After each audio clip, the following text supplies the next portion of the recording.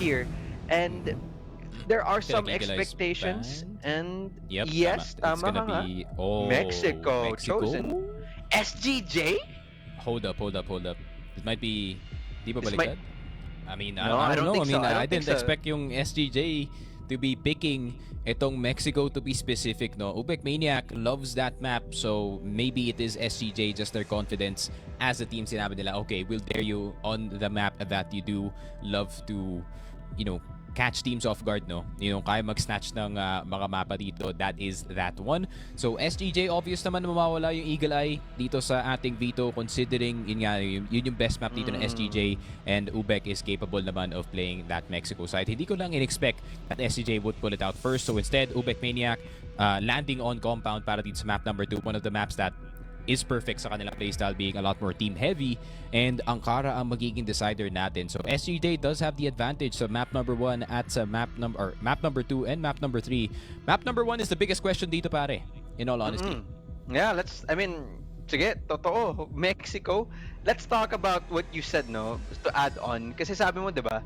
Very team-oriented, slow, macro, parang CFL Vietnam nga, 'di ba? As you called it. And siguro sa napanood nilang VOD galing sa side ng Ubek Maniac, sabi nila, alam mo, we don't need any of this. We don't want to deal with the macro play that you guys are doing. We don't want to deal with any of that. We don't want to do this or do that with you guys. Let's just go straight up, and siguro outgun natin sila, 'di ba? Sinabi mo nga, some of the players, they're all parang pantay-pantay sila sa set isa. In Mexico, parang it's like one of the places na kung fragger ka talaga, mahilig ka talaga sa barilan, pwede ka mag-shine dun eh. And I think SGJ, they have just the right amount of players that can pull that off. We have sinabi natin, di ba, si Elvin, na nagpapakita na yung numbers niya, napakalala, napakalakas, nagulat tayo. And of course, we have other players like B-Boy, who's consistently been that type of player. Yung tipong bata na may konting ADHD, tapos napakabilis, alam mo yun, hindi mo makatch sa screen mo kasi ganyan talaga siya kabilis. That's something that I think SGJ wants to cling on to, at feeling ko yun yung rason kung bakit pinili na yung Mexico, just because they have that little bit of a better firepower. Yeah, and at the same time, it's such a huge change galing sa side ng SGJ kumpara dito sa kanilang prior na years. It used to be Yobib saving the rounds multiple times para sa SGJ in order to, gain the lead back para sa kanila dito, while yung mga ibang members ng SGJ are gonna try to make their own plays in and around yung mapa natin. But now SGJ mas fleshed out na kanilang system. Yobib knows where exactly to play instead of, holding on back and waiting for potential clutch para sa kanya dito. I mean, it's been quite the journey para dito sa SGJ towards their improvement, and ngayon it has resulted dito sa ating group stage.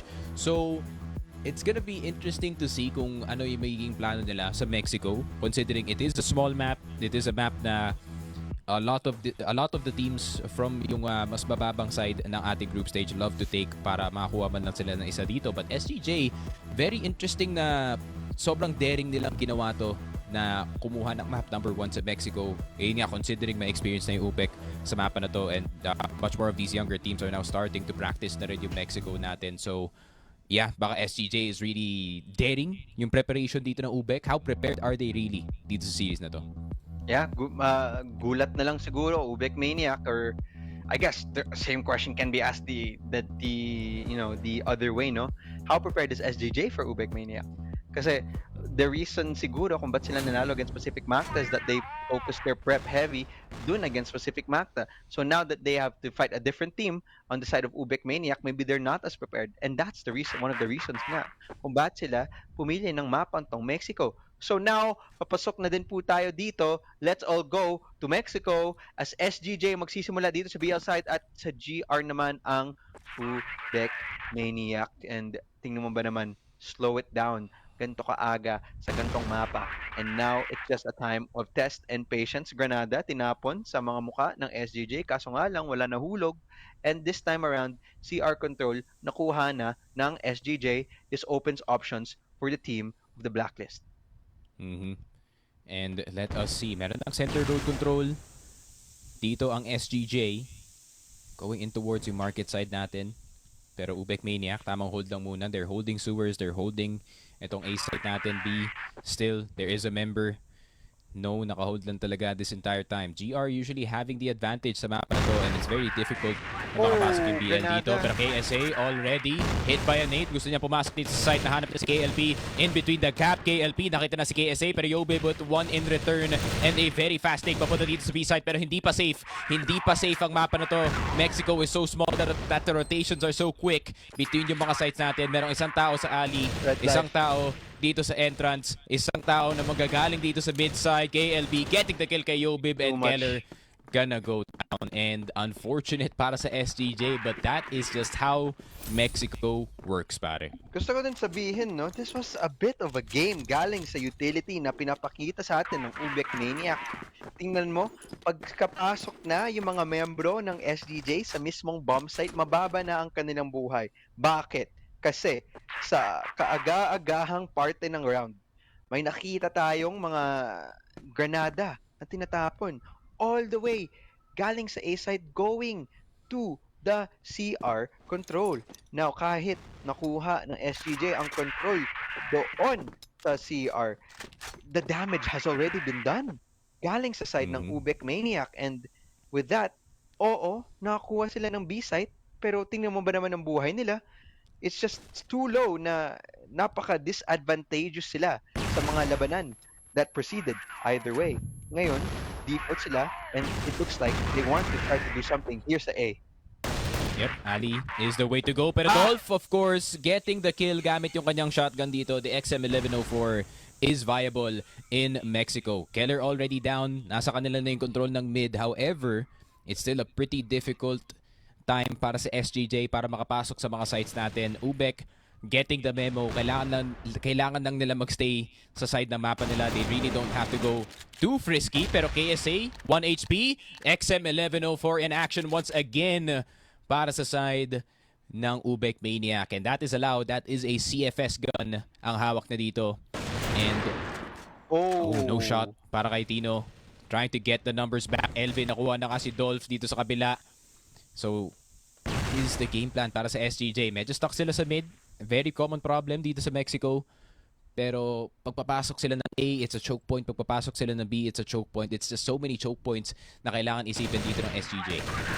Mahirap at madami talagang kailangan nilang paingatan dito. Nakapasok na dito si Elvin Tino! sa likod, pero si Tino is the one who actually makes the site even more open for them. Now, C4, planted, retake. Dalawa na lang is a 2v2. Kaso si No, ginamitan ng popcorn. And that, Elvin, the person that we're gonna say that is going to be the X factor for SCJ right now, is left to clutch. 1v2, KLP, Okay, stuck. mga bala, tumagos. At dahil dyan, Ubek Maniac, gusto pa nila ipatuloy ang kanilang momentum dito. 2-0 na ngayon ang scoreline natin. Yup. 2-0 para dito sa Ubek Maniac. Great nade lineup papunta sa forklift in order to clear itong si Tino who is already showing some Tino magic dito sa Mexico with that double kill gamit yung kanyang Colt. And SGJ, another foiled round para sa kanila dito. And the biggest thing about Mexico, man, pag nabawasan na kayo agad dito sa mid, there's still 4 players that you have to worry about. Pero KLP, unnecessary aggression sa entrance ng A. He was trying to get a pick-off sa isang member ng SGJ in order to make the offense a lot harder. Pero meron pa naman dalawang player na nasa mid, nagtatago lang dito sa gilid. But SGJ though, great start para dito sa round nila, man. Napakaganda. Slowing it down naman ngayon ng SGJ. Hanap sila ng isang pitas, kaso nga lang, yung control dyan sa mid area, no, sa CR, wala sa kanilang kamay. Kaya ngayon, madaming kailangan pag-isipan. Paano ba natin to kukunin? Ano ba kailangan natin gawin para dito? Mahirap. Matindi. At KSA, tingnan mo ba naman, dahil sa sinasabi kong set trap na meron sila dyan sa mid-site, sila ay nadadali. Jay, finding 2.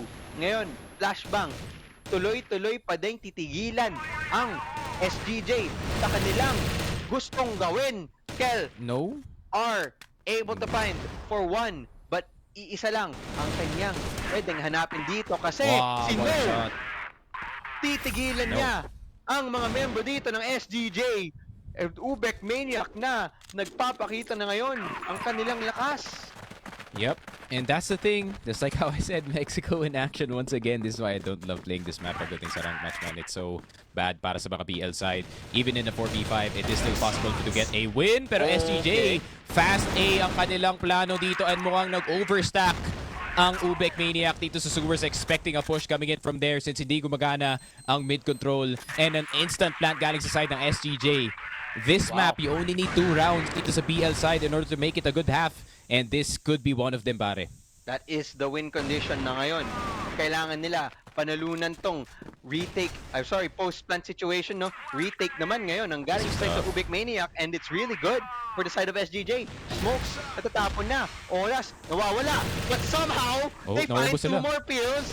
13 seconds left. Doable. Oh, For killer. the side of Ubek Maniac, tapos si Elvin, the last line of defense, makakahanap ng panalo for the side of SGJ on a round na it was just a little bit scary for them. And the Ubek Maniac looked like they might have touched it out. Pero buti nilang SGJ, nasarado nila ang pinto. Grabe, Dolph now wishing na he went to the alley side again with that shotgun. Could have actually gotten a flank going sa very fast pushing SGJ papasok ng A site. And that was closer than I expected, no, nung nakapasok na yung Ubek dito sa site natin. And yeah, I just expected that it would just be a wash para sa SGJ, but an attempt like that galing sa Ubek really can make you sweat. Pero SGJ, nakuha na nila yung BL round, and if they can get another one, that would be already a good half para sa SGJ. Pero KLP, Dolph, low HP na agad sa start ng round. Sniper could be taken out kung hindi siya careful dito. One nade and that man is already gone. Kailangan maingat-ingat sila dito, and this is what we're talking about. Utility usage can be huge dito sa mapang to, as it is just the variables, just so many to account for this time around. Ano ang adjustment na gagawin dito ng SGJ? Mukhang contact play, flashbang, tinapon. I don't think they're gonna commit to this though. It is just an initial flash, leave maybe an insert. Hindi. Pang gusto talaga nila pasukan to, and it is patuloy-tuloy. Kaso nga lang, firing squad galing sa the Ubek Maniac, di nila alam si Keller, ganyan na pala kalalim, as they are able to finally take control of the site. And C4, kailangan pa ibaba dito. Jay, huge kill, napakalaki para sa side ng Ubek Maniac.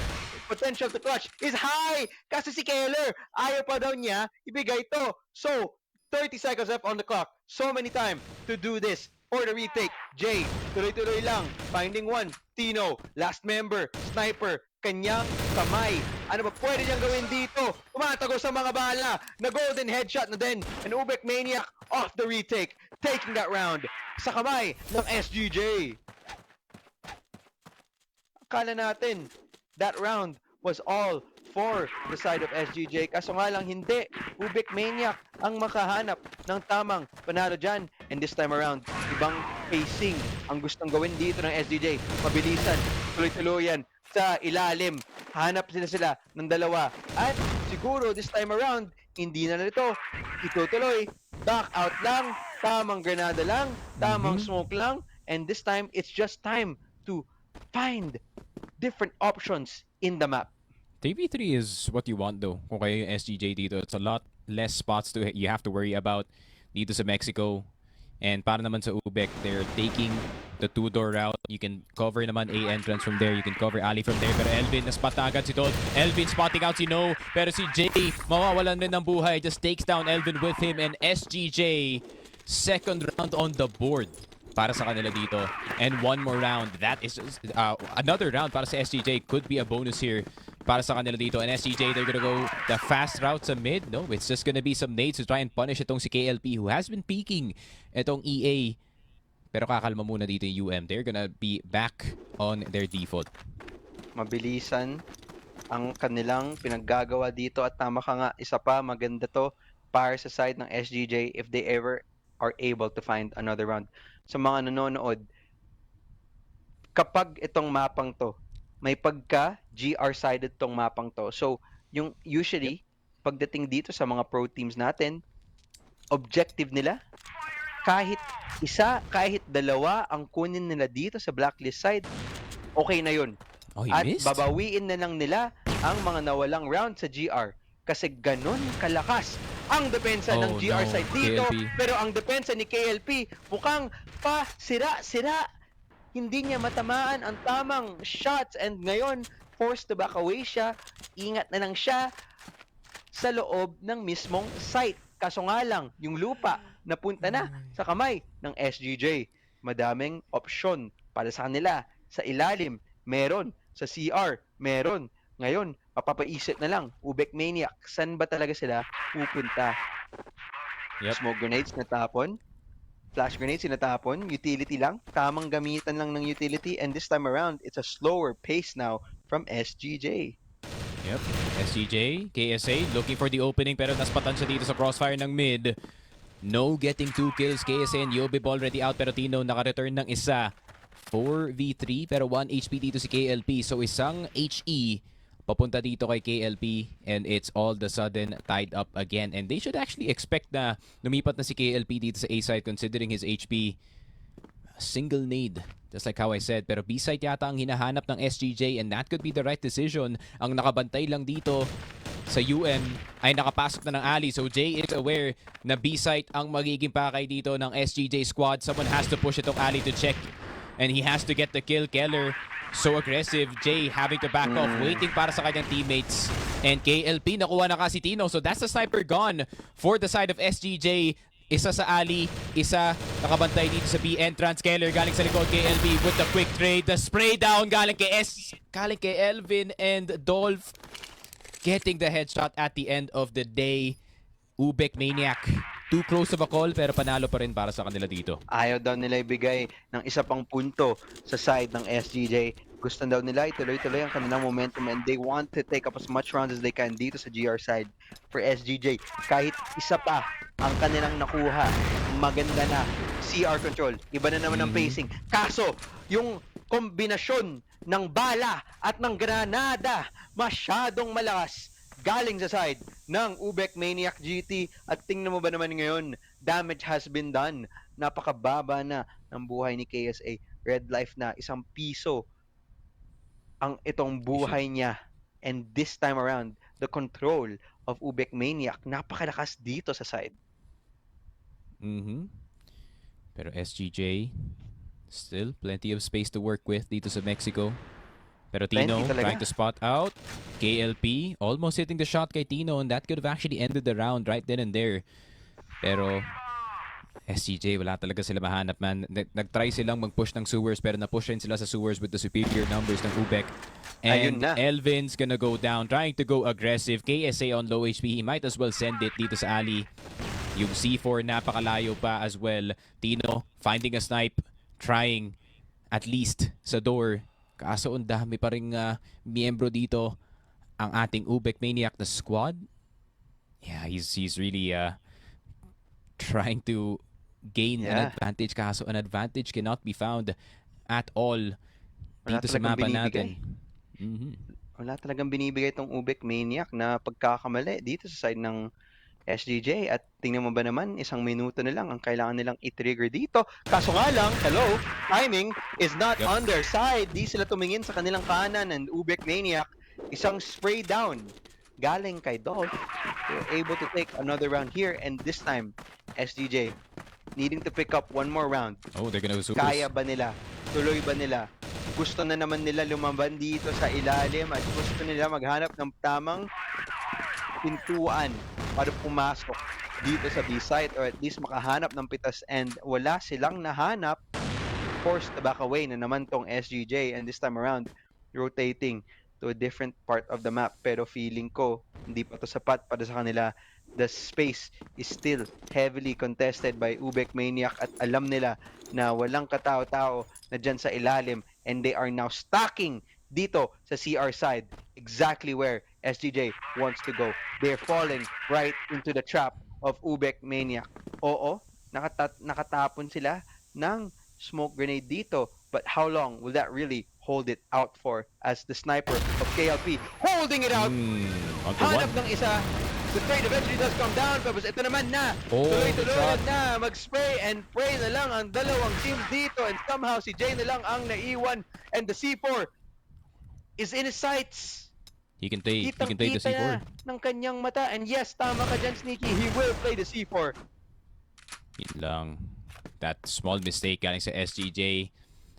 And Jay, with a very nice skill, pumasok sa loob ng A site ang C4. So it has to be a double peek. Galing kay Elvin, meron namang bintana na nagagaling dito sa alley that he can actually peek into that exact position na nakapasok dito si Jay. Pero si KSA is gonna try to go the door route. Elvin with the window play. Pero KSA magagaling sa left side. And SGJ, 6 and 3 dito sa first half natin. Honestly, not too bad. Not too bad para dito sa SGJ in the first half considering Mexico yung mapa natin. But Ubek, you need to start off itong BL side with an immediate round. It's not the worst start in the world for the side of SGJ. At least nakatatlo sila sa blacklist side. Ngayon nang ba, kaya ba nila ayusin ang kanilang GR? So far, maganda ang simula nila dito. Control sa CR, malakas. Kaso nga lang, sa ilalim, isa lang ang kanilang naiwan. And he needs to land his shots. Dolph, naghahanap, lumulusot ng katahimikan dito sa side ng A-Ali. At tinamon ba dito sa ilalim, mukhang gustong i-contesta to ng Ubek Mania. Kaso parang napaisip sila, may onting hesitasyon na sinasabi sa kanila, wag tayo dito, sa ibang party tayo ng mapa. And now it looks like it is a kulat pa nga. disappointment for them. Kasi si Tino, dalawa, collateral. And that's a hard start for Ubek Maniac dito sa first half ng second round. Grabe. Tino Magic already making himself known dito sa sewers. 2 kills with 1 shot. KLP, Dolph at Jay, familiar yung scenario na to. SGJ was also in the exact same scenario dito sa last half natin and it didn't really bode well para sa kanilang mga rounds. Pero Keller, spotting na meron nang nag-smoke. May papunta ng mid eventually from that CR side. Pero KLP, pinik na dito si Tino. So Sewers is wide open at magkakalat dito yung SGJ. This is now the opportunity para sa Ubek na makahanap ng onting timing in between the rotations pero hindi pa sila gumagalaw. 40 seconds instead and this could be a straight up A run from the mid side. Papunta nga dito sa EA pero kailangan nila i-check yung right side corner. Yobi with the first pick. Nakuha na nga ni Jay pero check pa nila dito si KSA. Mukhang hindi. KSA even falling down. 2 low members for the side of Ubek and Keller missing the shot. Ubek Maniac with the immediate score dito sa kanilang BL side. All they had to do was wait. Nasa kamay na ng SGJ yung round pero naging over-aggressive ang SGJ sa Mexico, pare. At this time around, it looks like that aggression will continue. Patuloy-tuloy lang din ang labanan ng titit natin dito. And no, una nakahanap ng pitas. KLB finding another one. Elvin trying to find the trades. Isa lang nahanap niya. KSA din, nandyan din para sa resta. Kaso nga lang, masyadong maraming member dito. Galing sa side ng Ubek Maniac. Patuloy-tuloy lang din ang nangyayari dito. Nahulugan na ang mga miyembro ng STJ and KLB finding the final shot there and Ubek Maniac finding more momentum dito sa second half natin. Dalawa na lang. And tingnan mo ba naman, tuwang-tuwa sila. SGJ, a bit of a sad reaction there.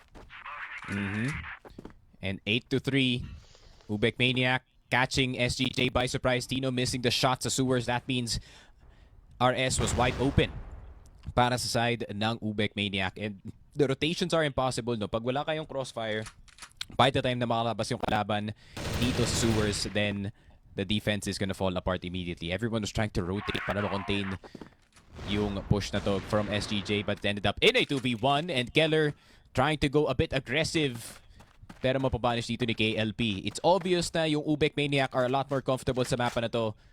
But is SGJ playing the long game, pare, by picking Mexico first? I have a feeling. I don't know what you mean by that.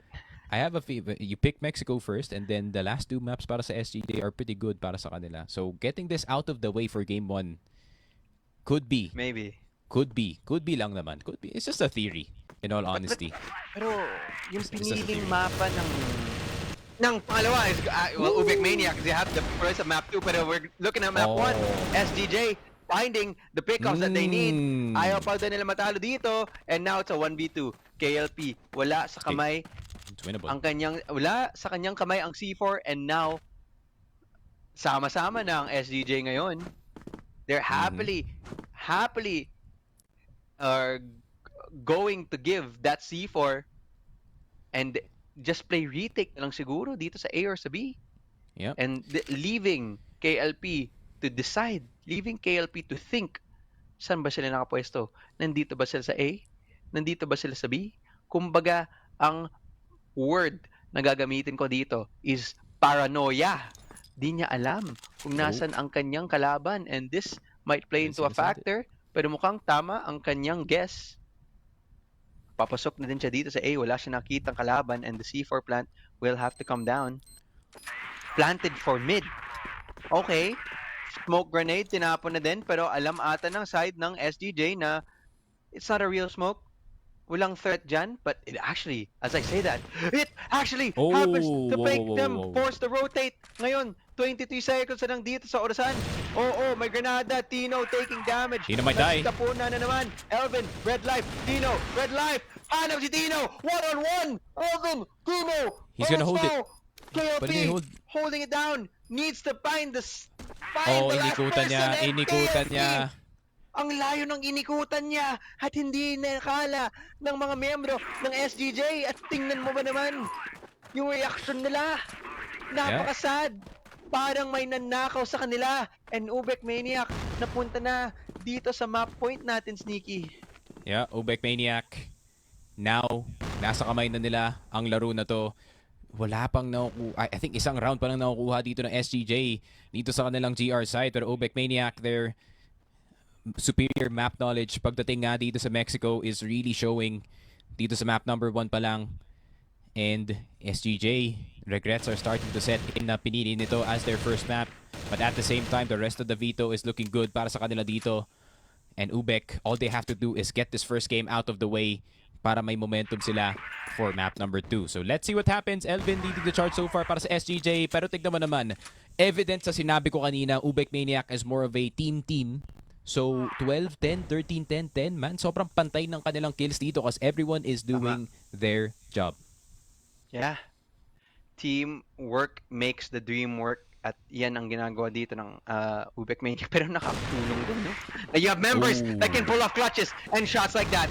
And entry, ang bilis. Kumbaga, pumikit ka lang, bigla na lang, na Ferrari kick sa mukha. Jay, able to find for one. Dog finding another one. And the numbers advantage naman ngayon. Gusto side ng Ubek Maniac. Gusto ata Might be over. tapusin ng mga miyembro ng Ubek Maniac itong mapang to. And SGJ, Keller, left alone, needing to clutch. Mahirap, madami, nakakasakal. Ubek Maniac ang mananalo dito at masayang-masaya sila. It's going down the momentum of the series. Grabe, the bluff from SGJ. Big